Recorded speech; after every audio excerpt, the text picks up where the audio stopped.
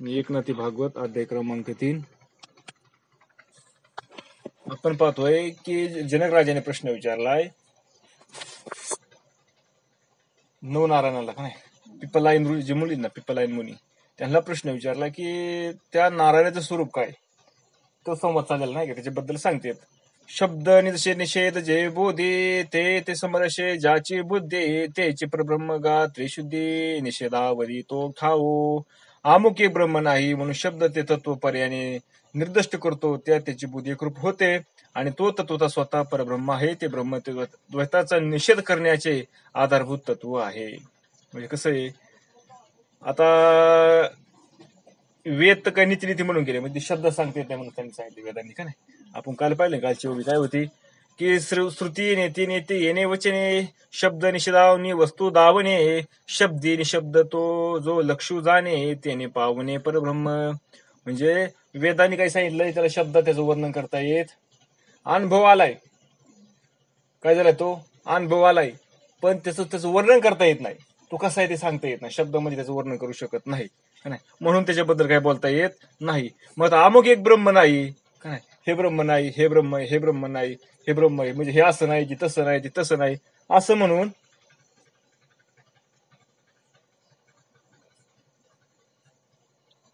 ते होऊ शकतं का नाही. मग हे नाही, ते नाही, ते नाही, ते तत्वपर्यंत निर्दिष्ट म्हणजे करतं काय, फक्त तत्वाला ते सांगायचं हे असं नाही, ब्रह्म हे असं नाही का नाही, म्हणजे हे नाही, ते नाही, ते नाही, ते नाही. जसं शंकराचार्याने सांगितलंय, देह मी नाही का नाही, इंद्रिय मी नाही, मन मी नाही, बुद्धी मी नाही का नाही. तसं त्यात ज्याची बुद्धी एकरूप होते तो तत्वता स्वरूप परब्रह्म आहे.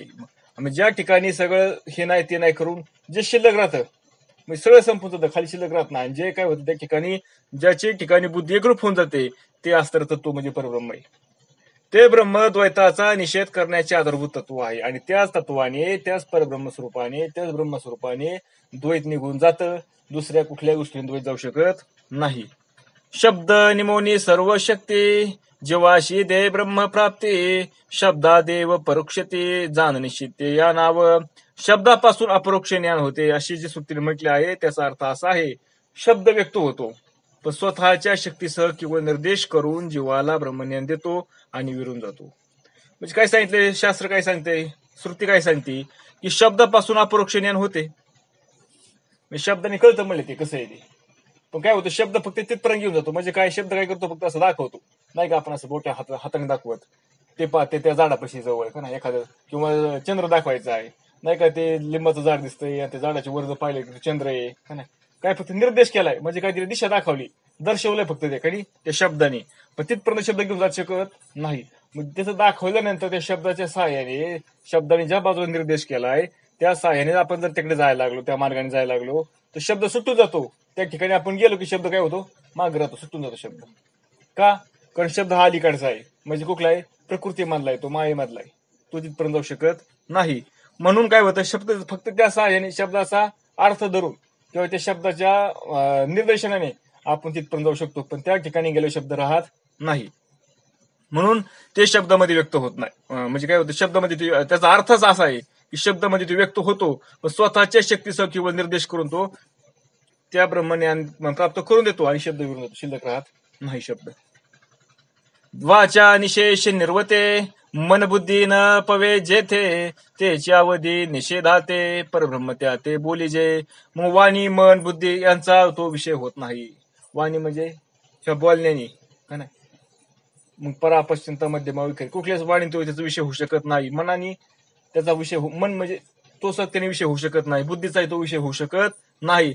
ह्यांचा जो विषय नाही तोच निषेधाचा आधार, तेच परब्रह्म. म्हणजे यांचा विषय नाही ना, जे त्याचा विषय होत नाही, म्हणजे तो कुठल्या कशाचाच विषय होत नाही असं असणार जे आहे त्याला म्हणायचं परब्रह्म, त्याला म्हणायचं ब्रह्म परमात्मा. जे वाचेचे वदविते परी वाचा वदो न शके जाते जे मन बुद्ध्या दिके जाणते परी मन बुद्धी जाते नेनते. जे वाचेला बोलवणारे, बघा आता वाचा कोणामुळे बोलते, त्याच्यामुळे बोलते का नाही, म्हणून वाचा ज्याच्याविषयी बोलू शकत नाही ते मन बुद्धी इत्यादिकांना जाणणारे. पण मन बुद्धी ज्याला जाणत नाही ते डोळ्यांना आकार इत्यादी दाखवते, पण डोळे ज्याला पाहू शकत नाही असं असणार किंवा कानाने ते ऐकण्याची व नाकाला वास घेण्याची शक्ती त्याच्यामुळे प्राप्त होते, पण ते इंद्रियांना जाणता येत नाही, इंद्रिय त्याला जाणू शकत नाही.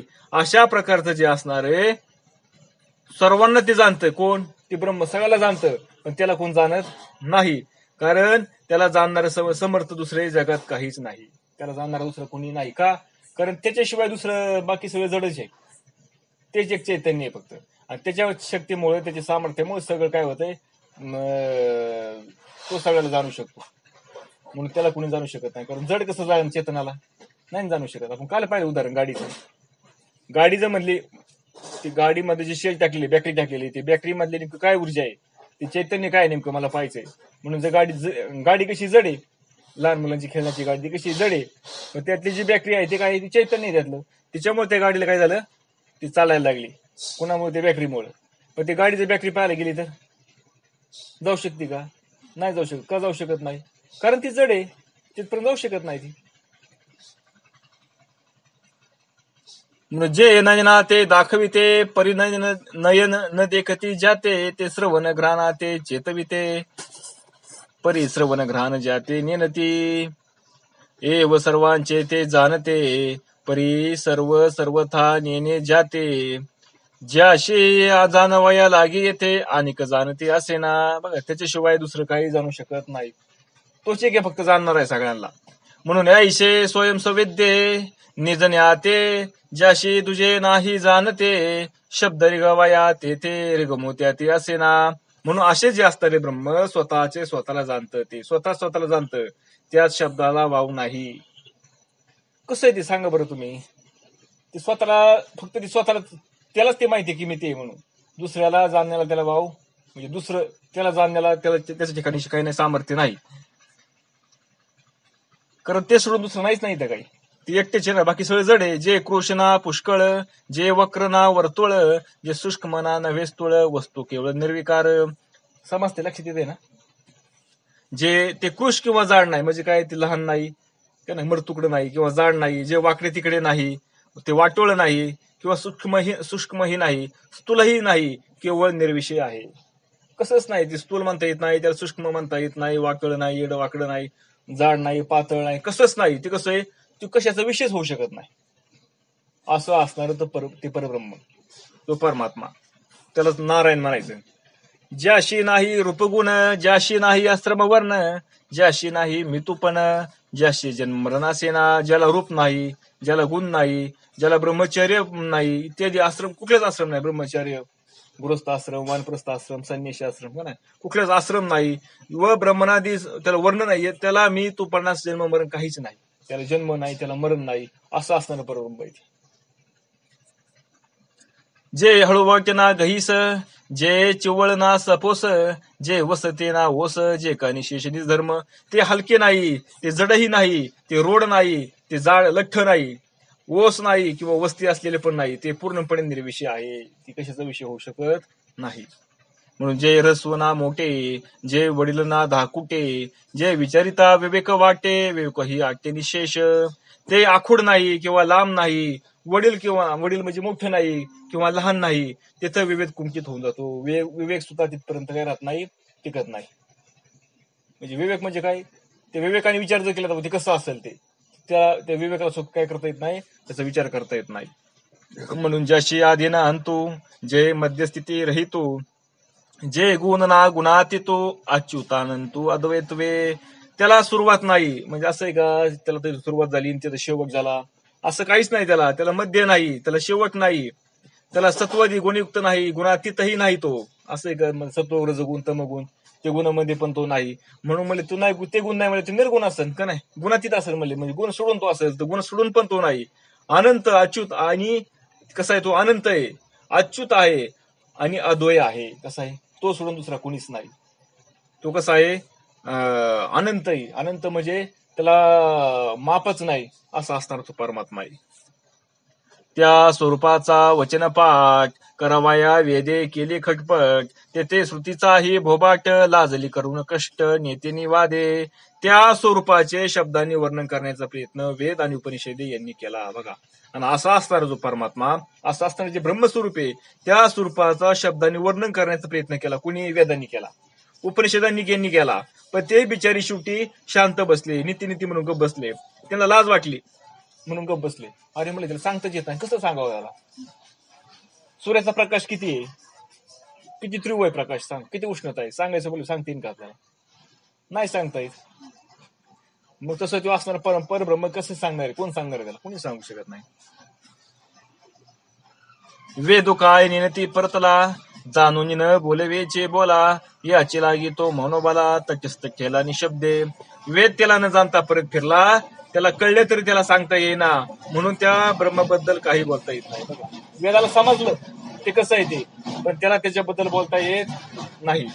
आपण काल पाहिलं, जसं म्हणलं आई गर्भातलं बाळ आहे, गर्भाच्या बाळाला विचारलं आईचं स्वरूप काय, आई कशी सांग, त्याला सांगता येईल का?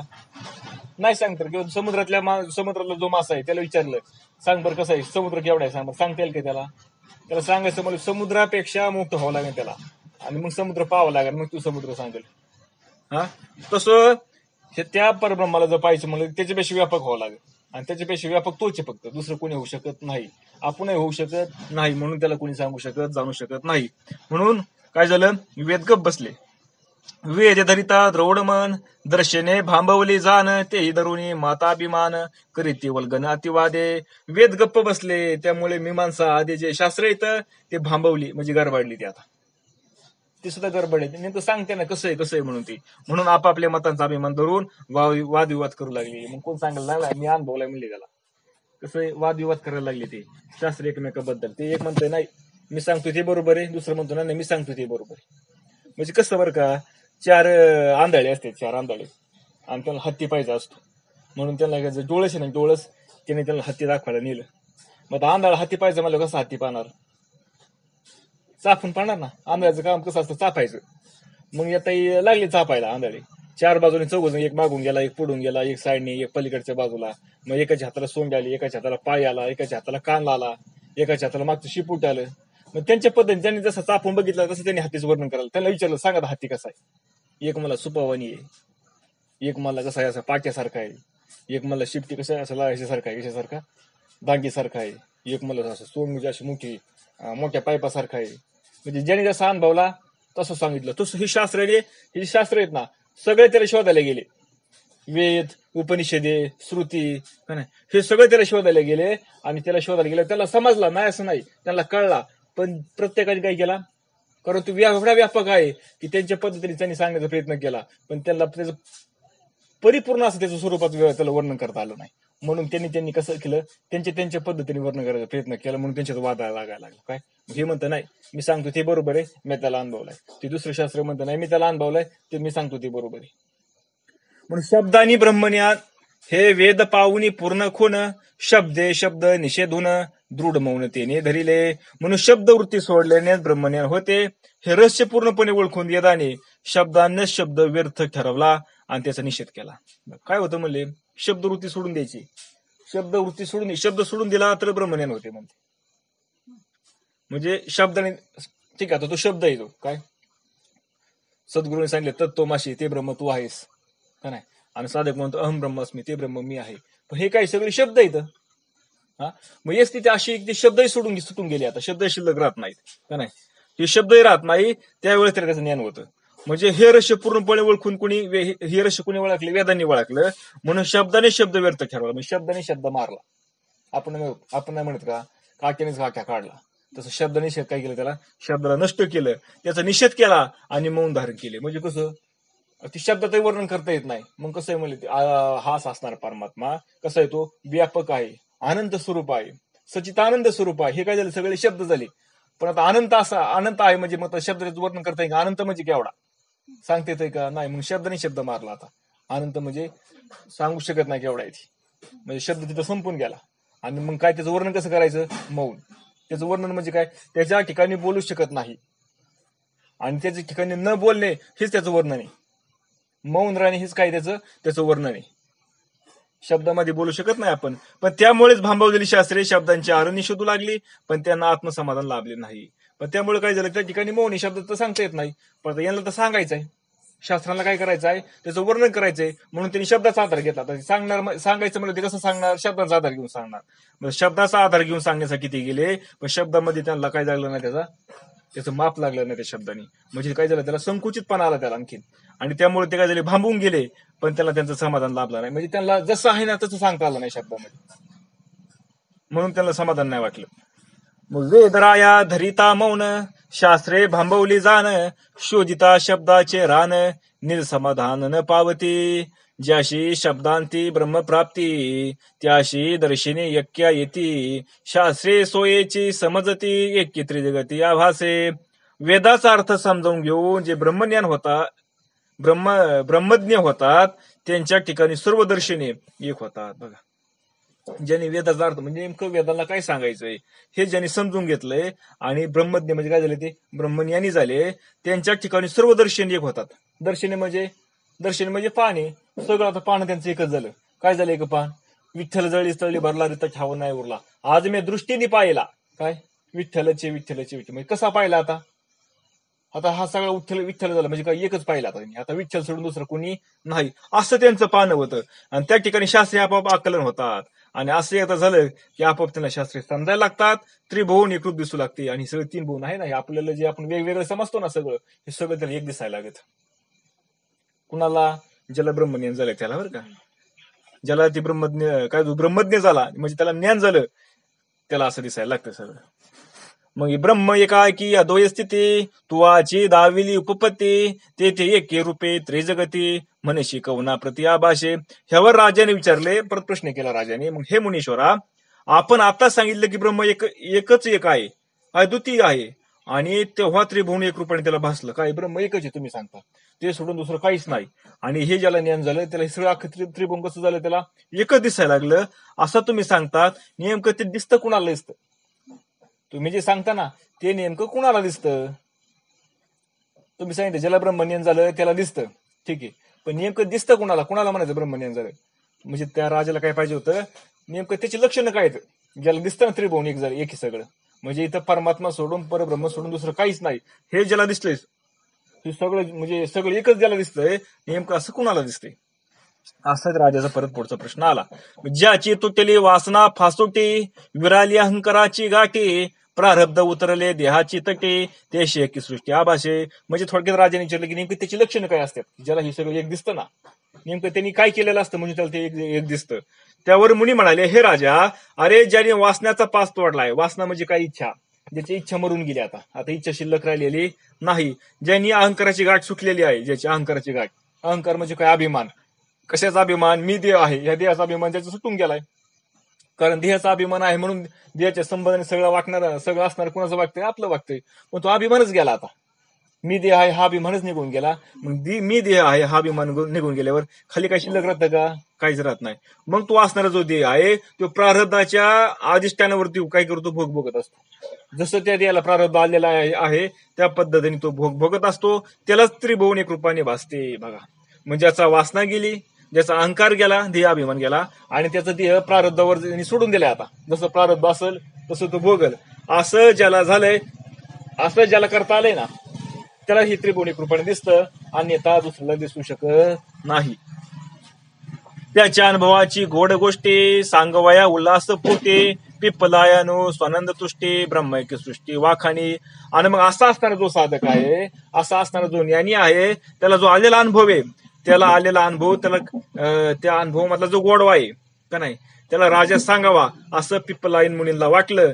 आणि म्हणून ते मोठ्या आनंदाने सर्व ब्रह्मरूप सगळं सृष्टी, सगळे आनंदरूप असणारी पूर्ण सृष्टी ब्रह्मरूप कशी आहे आता त्यांचं सांगू लागले. म्हणजे त्यांना आलेला जो अनुभव आहे ना, ते ब्रह्मरूप एक आहे. आणि असं असणार त्यांना वाटलं की ते पिप्पलायन मुनीला वाटलं की आपण हा आपला अनुभव राजाला सांगावा, किती गोड वाईतो अनुभव, किती गोड वाटतंय. म्हणजे आता ह्या श्लोकामधून आपल्याला समजन की नेमका अनुभव काय, जे ब्रह्मस्वरूप आहे, जे आत्मस्वरूप आहे ना, त्याचा अनुभव काय का नाही, असा असणारा अनुभव आता राजाला सांगणार आहे. ते सत्वम रजस्तम इति त्रिवृदे कमादो सूत्रम महानहेमितम प्रवदंती जीवम. श्लोक क्रमांक 37. सृष्टीच्या पूर्वी जे एकच ब्रह्म असते, तेच तत्व रजतम असे त्रिगुणात्मक प्रधान आहे, ते सूत्र आहे, तेच महत्त्व आहे. तसे जीव उपाधी असणारा अहंकार तोच आहे असे म्हणतात. ज्ञानरूप देवता, सर्व क्रिया, इंद्रिय, विषय, सुखादी, फले ह्या रूपाने प्रचंड शक्ती असलेले ब्रह्मच भासते. असे स्थूल व सूक्ष्म अर्थात कार्य व कारण ही ब्रह्मच आहे. कारण त्या कार्य कारणाचेही मूळ कारण ब्रह्मच आहे. बघा त्यांनी सांगितलंय ब्रह्म निज एके परिपाटी, प्रपंचू ब्रह्मत्वेची उठे, संता संत सकळ सृष्टी, देखती दृष्टी ब्रह्मरूप. ब्रह्म एकच आहे आणि प्रपंच भासला तरी तो ब्रह्मरूपच आहे. नवे हा प्रपंच आहे परब्रह्म. हे काय ब्रह्म कसं एकच आहे. पण जरी प्रपंच भासला आपल्याला, आता हे भासतं काय आपल्याला, आता सध्या काय भासतंय आपल्याला, प्रपंच भासतो. प्रपंच भासतो म्हणजे काय होतं आपल्याला, जीव जन्माला येतेत मरतेत, जीव जन्माला येतेत आणि मरतेत का नाही, हेच भासतंय ना आपल्याला. पण हे सगळं काय ते ब्रह्मरूपच आहे. मग हे ज्यांनी ओळखलंय, हे ज्यांनी बुद्धी काय केलं, बुद्धीच्या म्हणजे थोडक्यात बुद्धीच्या ठिकाणी बुद्धीने त्याचा विचार केलाय. काय केला, त्याचा विचार केलाय आणि त्या विचाराने त्यांनी ओळखलं. असे जे लोक आहेत हे लोक जगातील बऱ्या वाईट सगळ्यांना गोष्टीने ब्रह्मरूप पाहतात. मग ते काय पाहतात, चांगलं जरी असलं तरी ते म्हणते परमात्माचे, आणि वाईट जरी असलं तरी ते काय म्हणतात परमात्माचे. मग त्यांच्या दृष्टीने तर चांगलं आणि वाईट दुसरं कोणी नाहीचे, कोणी सगळा परमात्माचे. आणि चांगलं वाईट कोणाच्या संबंधाने मला सांगा बरं, आपल्या चित्ताच्या संबंधाने. कारण सुधाने बाबा आपल्याला काय सांगत असतात, म्हणजे एखाद्याला साखर खावं वाटली, एखाद्याला साखर खायला चांगली असते, गोड वागते, त्याला आनंद होतो. आणि दुसऱ्या एखादा त्याला ज्याला शुगर असेल आणि त्याला साखर जर खायची म्हणलं तर, म्हणजे एकच असणारी साखर, एकाला चांगली आणि एकाला कशी दुःख देणारी आहे. मग तसंच मग ती सुख आणि दुःख ते साखरेमध्ये आहे का खाणाऱ्यामध्ये येते. तसं हे जे बरे वाईट जरी सगळं असलं पण ते सगळं कोण आहे, ब्रह्मचे. हे चांगलं आणि बरं आणि वाईट कोणाच्या दृष्टीने, हे ज्याला म्हणजे जो कोण आहे ना पाहणारा, किंवा ज्याला ते हे करायचे भोगायचे, त्याच्या दृष्टीने बरं आणि वाईट आहे. म्हणून जो ज्ञानी असतो तो म्हणत नाही हे बरं आहे किंवा वाईट आहे किंवा हे चांगलं आहे किंवा तसं आहे, तो म्हणतो सगळं ब्रह्मच आहे. मग तुमचा कोरोना आला तो ब्रह्मच आहे, तुमचे सद्गुरू आले तेही ब्रह्मच आहे. तसं हे त्यांनी लक्षात येते का. जेवे नभे निळमेची भान, तेवे ब्रह्म माया नांदे संपूर्ण, नवलतीचे विंदान नपुसंका जाण, पुरुषत्व केले आकाशात निळा रंग भासतो. का नाही, आपण वरती जर पाहिलं काय सगळं पोकळी आहे, वर जर पाहिलं काय दिसतं आपल्याला, निळा रंग दिसतो. त्याप्रमाणे ब्रह्मामध्ये माया नांदते, म्हणजे जे असणारे मूळ ब्रह्म आहे त्या ब्रह्मामध्ये कोण नांदत आहे, माया नांदते. माया नांदते म्हणजे काय, ती माया म्हणजे ती त्या परमात्म्याची ते ब्रह्मस्वरूपाची शक्ती आहे. जशी दियाची म्हणजे सावली आहे ना, दियाची कोण आहे, सावली दियाला सोडून असते का, नसती. तशी ती जी शक्ती आहे ते ब्रह्मस्वरूपाला कधी सोडून राहत नाही, ती त्याची शक्ती. म्हणून तिची शक्ती विलक्षण आहे. ती शक्ती कशी विलक्षण आहे, चमत्कारिक शक्ती आहे बघा ती. ते ब्रह्म म्हणजेच नपुंसक तत्व.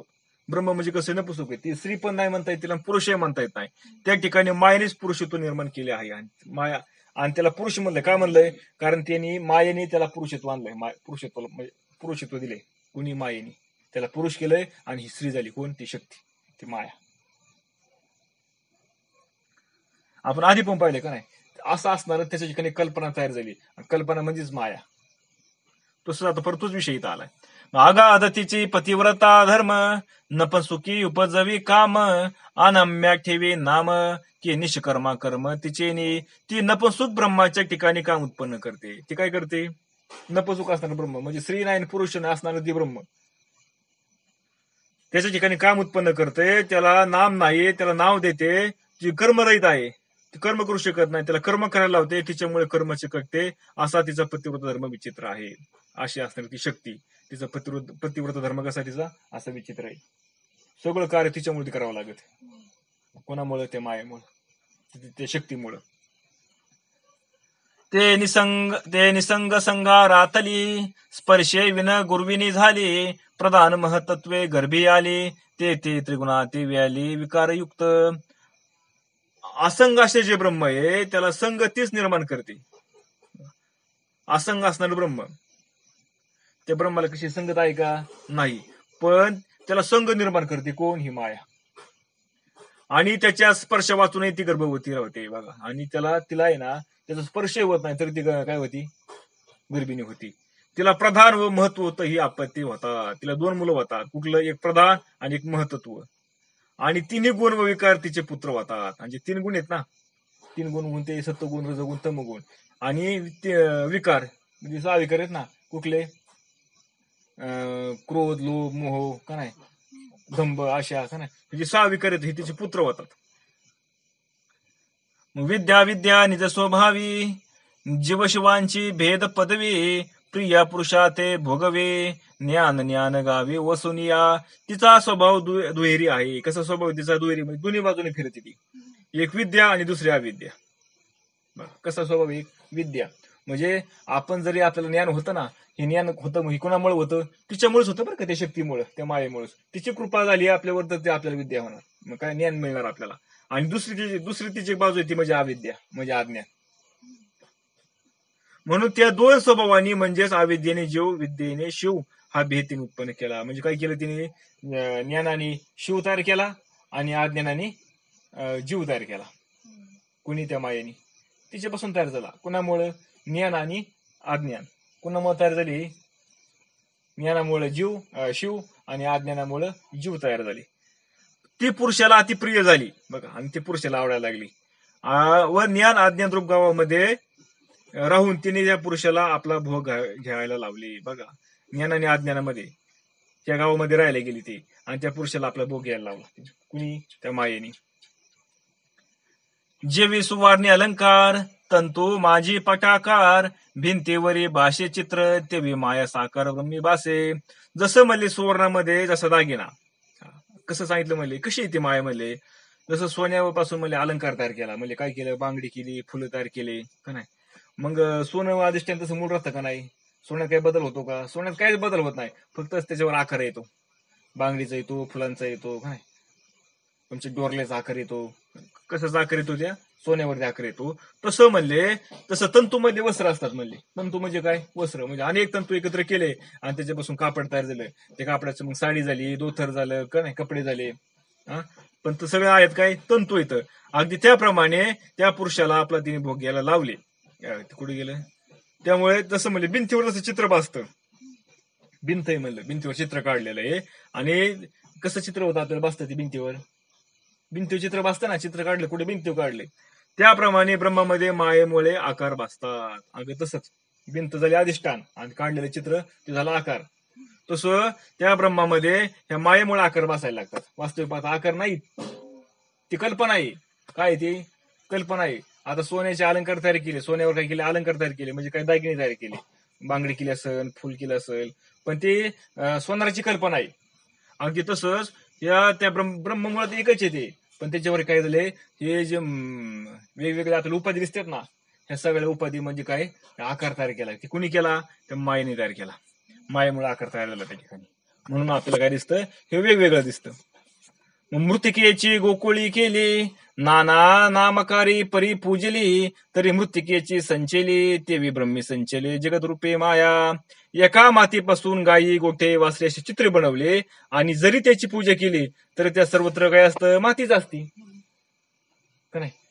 मातीपासून काय केलं? सगळं तुम्ही अनेक रांजण केला, घागर केली, मटकी केली का नाही, गायी केल्या, परत वासरं केली, सगळं जरी बनवलं, पण शेवटी काय? त्याची पूजा केली आपण तर काय असतं? शेवटी ते मातीच असते. त्याप्रमाणे जग वेगळे जरी दिसले तरी ब्रह्म तीच भासते बघा. ब्रह्मातच ती भासते.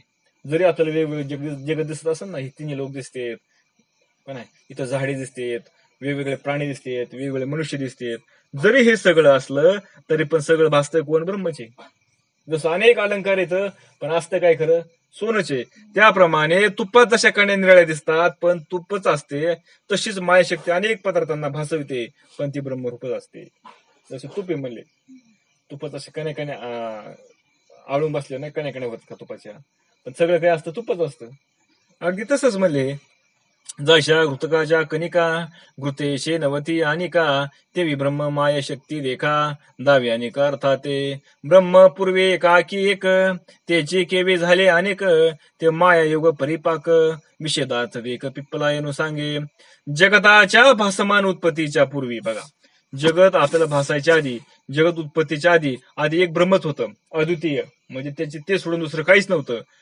तेच अनेकत्वाने कसे प्रतीत होते बघा, असं असणार एकच, पण ते अनेकत्वाने प्रतीत म्हणजे काय? अनुभव यायला लागलं. काय यायला लागलं? ते हा परिणाम मायेमुळे उत्पन्न होतो. एकच असणारं ब्रह्म अनेक बसायला लागतं. कशामुळं? मायेमुळे बसायला लागतं. पिप्पलायन मुनी हेच विषद करून आता आणखीन त्याचा विस्तार करून सांगते पिप्पलायन मुनी. कारण एक महाराज पण सांगतात बघा, पहिले कुठेच नव्हते काही, चंद्र सूर्य तारा नाही, अवघे शून्यच होते पायी, कान्होबा ते रे ते रे ते. तिथे एक ढालगच तयार झाली, म्हणजे कोण? माया. आधी काहीच नव्हतं, एकच होता परमात्मा तो. चंद्र नाही, सूर्य नाही, तारा नाही, काहीच नाही. पण तिथे ढालगच तयार झाली, म्हणजे कोण झाली? माया तयार झाली. तिने एवढी ख्याती केली. आता हे सगळं दिसतं ना आता जगताच्या रूपाने, ही कुणाची ख्याती सगळी? त्या मायेची. तसं म्हणले आता ते आणखीन ते काय म्हणले, मी विस्तार करून सांगतो म्हणले तुम्हाला, ऐका म्हणले. मुळी मुख्य ब्रह्म ओमकार, ते एकचे झाले त्रिप्रकार, आकार उकार मकार सत्वादी विकार गुणत्रयात्मक. मूळचे ब्रह्म ओमकार आहे. मूळचं ब्रह्म असणारे काय? सुरुवातीला ओमकार झालं, ते ओमकार. 3 मात्रा त्याच्यात ना, अ उ आणि म, असे 3 प्रकार येत. मग ते सत्वादी त्रिगुणात्मक विकार होतात बघा. तेच काय झालं? सत्वात्मक जे 3 गुण येतं, ते गुण म्हणजे हे जे 3 मात्रा म्हणजे 3 गुण झाले काय विकारी. मग गुणत्रय समसमान, त्या नाव बोली जे प्रधान, त्याची क्रिया शुक्ती सूत्र जाण, ते प्रकट केल्या ज्ञाना महत्त्व म्हणते. मग 3 गुणाची साम्य अवस्था तिलाच प्रधान. जे 3 गुण येतं आणि 3 गुणाची जी साम्य अवस्था आहे तिला म्हणायचं प्रधान. क्रिया शक्ती सूत्र म्हणतात, तिला काय म्हणायचं? क्रिया शक्ती सूत्र. आणि तेथे जे ज्ञान प्रकट होते त्या ज्ञानाला महत्त्व म्हणतात. त्या ओंकारावरती जे ज्ञान प्रकट होतं ना, त्याला म्हणायचं महत्त्व ज्ञानाला. अहम ब्रह्म हे पूर्णस्फूर्ती, ते अहंकाराले देहकृती, देह अभिमानी निश्चिती, जीव म्हणते वस्तू ते. मग अहम ब्रह्म ही पूर्णस्फूर्ती आहे बघा. अहम ब्रह्म, मी ब्रह्म आहे, ती काही पूर्णस्फूर्ती आहे. आता ते ब्रह्म असणार जे परमात्मा स्वरूप आहे ते मी आहे, ही काही पूर्णस्फूर्ती आहे. म्हणजे हेच ज्ञान आहे, यालाच म्हणायचं महत्त्व. पण देहाच्या आकाराने ब्रह्म संकुचित झाले. पण काय झालं? देहाच्या आकारामुळे. आता किडा मुंगी पासून का नाही तो मोठमोठ्या प्राण्यांपर्यंत काय झालं? सगळ्यामध्ये काय? ब्रह्मच आहे.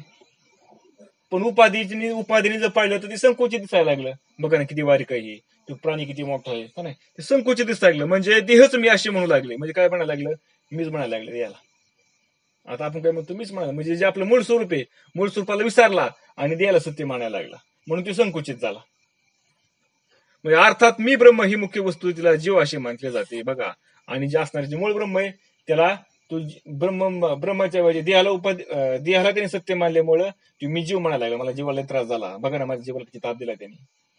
काय म्हणायला लागला? तो स्वतःला जीव म्हणायला लागला. येते का लक्षात? येते.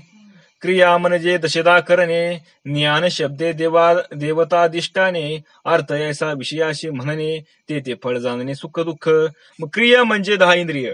क्रिया म्हणजे काय? 10 इंद्रिय येतं आणि त्या 10 इंद्रियांच्या अधिष्ठात्या देवता म्हणजे ज्ञान होय. क्रिया म्हणजे ज्या क्रिया हालचाल होतात ना, कोणामुळे हालचाल होतात? 10 इंद्रिय आहेत. पंचकर्म इंद्रिय, पंच ज्ञान इंद्रिय, हे जे इंद्रिय आहेत ना, हेच 10 इंद्रिय येतं. आणि हे काय करणार? सगळ्या क्रिया करणार आहेत. आणि ह्या जे क्रिया करणारे असतात हे का त्यांच्या मनाने करतात का? नाही. तर त्यांच्या ठिकाणी, त्या 10 इंद्रियाच्या ठिकाणी अधिष्ठाता देवता येतात. म्हणजे त्याला ज्ञान म्हणायचं. म्हणजे त्याला काय महत्त्व म्हणायचं. अर्थ म्हणजे विषय. उदाहरण, नेत्र इंद्रियांचा अर्थ म्हणजे काय? दृश्य. नेत्र म्हणजे डोळ्याचं काय काम? काय? पाहायचं. हा त्याचा विषय. फल म्हणजे सुख दुःख. काय? दृश्य हा त्याचा विषय झाला कोणाचा? डोळ्याचा. आणि फळ म्हणजे काय? सुख आणि दुःख, त्याच्यापासून मिळणारे जे फळ आहे. मग सुखा किंवा म्हणजे चांगलं वाटलं तर सुखाचं फळ आलं, वाईट वाटलं की दुःखाचं फळ आलं. गुणभूते विषय करणे, जीव भोगता सुख दुःखपणे, ज्ञान क्रिया कर्माचरणे, हे सर्व हे जाणणे पूर्ण ब्रह्म. आता समजून घ्यायचे जर झालं, असं समजून घ्यावं आपण की गुणाचे विकार असे विषय. गुणाचे विकार काय आहेत? विषय. दृश्य, शब्द, स्पर्श इत्यादी यांचे जे ग्रहण करणारे जे इंद्रिय येतं, सुख दुःख भोगणारा जीव, सुख दुःख भोगणारा जीव, आणि जे कर्माचं आचरण केल्यानंतर युक्त असलेले जे ज्ञान क्रिया, हे सर्व ब्रह्मच आहे. आता लक्षात घ्या बरं का. आता काय की गुणाचे जे विकार येतं काय? विषय. कोणते विषय येतं? दृश्य, शब्द, स्पर्श का नाही. दृश्य म्हणजे पाहणे, शब्द, स्पर्श का नाही, हे काय येतं? हे ज्ञानेंद्रिय येतं. म्हणजे त्यांची क्रिया, ही काय? त्यांची क्रिया आहे सगळी. आणि त्यांची ग्रहण करणारे जे इंद्रिय येतं, सुख दुःख भोगणारे. मग आता डोळ्याने पाहिलं, चांगली वस्तू पाहिली, मग त्याला सुख झालं. एखादी वाईट वस्तू असेल म्हणजे त्याला मनाला न आवडणारी, त्याला दुःख होणार. चव असेल, एखाद्याला चांगली चव लागली की त्याला काय होणार? सुख होईल. थोडी खराब चव लागली की म्हणजे ती चांगली चव नाही. म्हणजे काय? सुख दुःख हे जे होते हे सगळे सुख दुःख होणार आहेत. ही जे घन करण इंद्रिय सुख दुःख जे भोगणारे जीव आहे, कर्माच्या आचरणाने युक्त असे जे ज्ञान, हे सगळं ब्रह्म आहे. बघा, मग हे सगळं काय? सगळं ब्रह्म आहे. सगळं ते झालंय. उदाहरणार्थ मातीचे, मातीचा मटका केला, मातीचा रांजण केला, मातीचा बैल केले, मातीचेच का नाही, अशा अनेक प्रकारे सगळे मातीचे बांगे तयार केले. सगळं कोण असतं? मातीच असते का नाही? अगदी तसंच जर हे सगळं झालं असलं, मायेने काय केलं? हा मायेने खेळ केलाय. पण जर हे सगळं असलं, मग सगळ्यामध्ये कोणी? ब्रह्मची. ते ब्रह्मची ते सगळं ते आहे म्हणून हे सगळं अस्तित्वात आलंय. नाही तर हे तयार झालं नसतं. माती आहे म्हणून सगळे बांगे तयार झालेत. तसं हे ब्रह्म आहे म्हणून हे सगळे. इथे लक्षात, साखरेचा फणस प्रबळ, ते काटे त्वचा बीजगोळ, अवधी साखरेचे केवळ, ते ब्रह्मचे सकळ जगतकारे. साखरेचा मोठा फणस केला, त्याचे सर्व भाग सारखेच असतात. साखर घेतली, साखरेपासून फणस तयार केला, त्याचे काटे ही साखरच, त्याचं वरचं जे साल आहे ते पण साखरच. त्याप्रमाणे जगातील सर्व जर आकार ब्रह्मरूपच आहेत. जगातील जेवढे काही आकार दिसतात ना, आपल्याला दिसतेत आपल्याला, किंवा स्पर्श होत, स्पर्शाने जाणवते, किंवा जे आपल्या दिसतेच्या पलीकडे तो आपल्याला जाणवते त्यांचं अस्तित्व आहे. हे जेवढे काही सगळे आहेत, हे सगळे ब्रह्मरूपच आहेत. ब्रह्म सोडून त्याचे दुसरं काहीच नाही. सगळं कोण आहे? तेच आहे. जसं अलंकार केलेले असतात, मग सगळे अलंकार जरी लागले वेगवेगळे असले, मग सगळ्या अलंकारामध्ये काय असतं? सोनच असतं. सोनं सोडून दुसरं काय असतं का त्याच्यात? काहीच नाही. अगदी तसंच जरी हे वेगवेगळे भूत दिसत असले आपल्याला, पण हे सगळ्यामध्ये कोण आहे? ब्रह्मचे. म्हणून जेवी पाटाऊ पुतळीकृत, तेथे विषमा वयवी समान सूत, ते जगतकारे आकारवंत, दिशी अविकृत परब्रह्म. चिंध्याची बावली केली, चिंध्या, आणि तिचे वेगवेगळे हातपाय वगैरे सगळं अवयव दाखवले कशाने? चिंध्याने. पण तरी त्यात सगळं केवळ काय? सुतच आहे. कापडाची बावली केली, हात कापडाचा केला, पायी कापडाचा केला, डोळा कापडाचा केला, कारण नाक सगळं असं कापडाचं केलं. मग सगळ्यामध्ये काय? त्याच्यामध्ये सुतच आहे. त्याप्रमाणे जगताच्या रूपात आकारास त्याप्रमाणे जगत हे जगताच्या रूपाने आकारास आलेले जे वेगवेगळे आकारास जे आले आहे, हे सगळं असणारे काय? एक मूळ ब्रह्मचे. हे ब्रह्मच काय झाले? जगताच्या रूपाने आकाराला आले. इथे लक्षात. म्हणून आता हे जगत दिसतंय आपल्याला, हे सगळं कोण आहे? म्हणून साधू संतांना कोण दिसला? हा सगळं विठ्ठल दिसला. ना आपल्याला काय दिसतंय? जग दिसतंय. साधू संतांना हा सगळा देव दिसला, आपल्याला कोण दिसतंय? शत्रू मित्रू का नाही? कोण दिसतंय आपल्याला? शत्रू असतात, मित्र असतात, माझं दिसतात, तुझे दिसतात. आपल्याला सगळे भेद दिसतो का? कारण आपल्या ठिकाणी ते ज्ञान नाही. जग विश्व प्रपंचो नाम, परिते निखळ परब्रह्म, हा उपनिषदार्थ उत्तम, वेदांती परमार्थ तो हा. जरी जगाला विश्व प्रपंच म्हटले तरी ते नुसते नाव आहे. बघा, जगाला काय म्हणलं? विश्व हे जे एक प्रपंच आहे. पण हे काय झालं? फक्त एक शब्द दिले त्याला, नाव दिले त्याला फक्त. मग ते ते विश्व प्रपंच फक्त शब्दाने त्याला ओळख होण्यासाठी किती दिलंय त्याला, शब्दाने नाव दिलंय. पण वास्तविक पाहता ते असताना काय? शुद्ध परब्रह्मच आहे. ते हे जगतच कोण आहे? सगळं शुद्ध परब्रह्म आहे. आणि हेच उपनिषदाचा अंतिम अर्थ आहे. हेच उपनिषदाचं काही सांगणं आहे. म्हणजे दिसतंय सगळं कोण आहे? परब्रह्म आहे, परमात्मा आहे. हाच नारायण आहे, हाच तो विठ्ठल आहे. विठ्ठल सोडून दुसरं काहीच नाही. म्हणून म्हणले विठ्ठल जळी तळी भरला, रिता ठाऊ नाही उरला. आज मी दृष्टीने पाहिला, सगळं कोणी? विठ्ठलच आहे, विठ्ठलच आहे. इथे लक्षात. जगतकारे ब्रह्म निश्चित, जग अवघे विकारवंत, ते ब्रह्मासही विकार प्राप्त, म्हणती तो अर्थ न घडे राया. पण जे ब्रह्म जगताकार झाले, ते जगताप्रमाणे विकारवान होत असे कित्येक म्हणतात. पण हे राजा, ही गोष्ट ते करायला संभवत नाही. म्हणले हे मग आता जगताच्या आकाराने आलं म्हणल्यावर, मग आता जे विकार येतं का नाही, सुख असतील, दुःख असतील का नाही, म्हणजे जे विकार आहेत, जेवढे काही विकार असतील, ह्या विकाराने ते ब्रह्माला, विकार कोणाला झाले? ब्रह्माला झाले काय नो.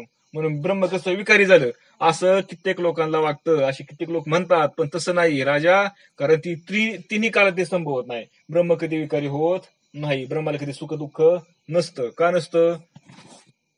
कारण ते सोडून दुसरं काहीच नाही. मग होईल कसं त्याला? असं पिप्पलायन मुनींनी जनक राजाला उपदेश केला, सांगितलंय त्याला.